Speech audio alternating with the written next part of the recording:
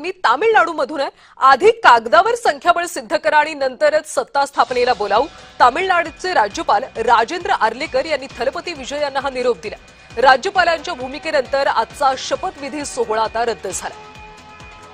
थलपती विजय हे आज शपथविधी करणार अशी माहिती मिळत होती, मात्र आता हा शपथविधी सोहळा रद्द झाला, कारण राज्यपालांनी सांगितले आधी कागदावर तुम्ही संख्याबळ सिद्ध करा आणि मगच तुम्हाला सत्ता स्थापनेला बोलावू असा निरोप राज्यपालांनी दिला। त्यामुळे थलपती विजय यांचा हा आजचा शपथविधीचा सोहळा रद्द झाला। दरम्यान अण्णा द्रमुकचे 25 आमदार फुटण्याच्या तयारीत आहेत। अण्णा द्रमुकचा एक गट आता पुदुचेरीच्या रिसॉर्टवर पोहोचलाय। टीव्हीकेला समर्थन देण्याच्या मुद्द्यावरून अण्णा द्रमुकमध्ये फूट पडल्याचं दिसतंय। अण्णा द्रमुकचे ईपी षणमुगम हे बंडखोरांचे नेते आणि सध्या लक्झरी रिसॉर्टमध्ये 28 आमदारांचा मुक्काम पाहायला मिळतो।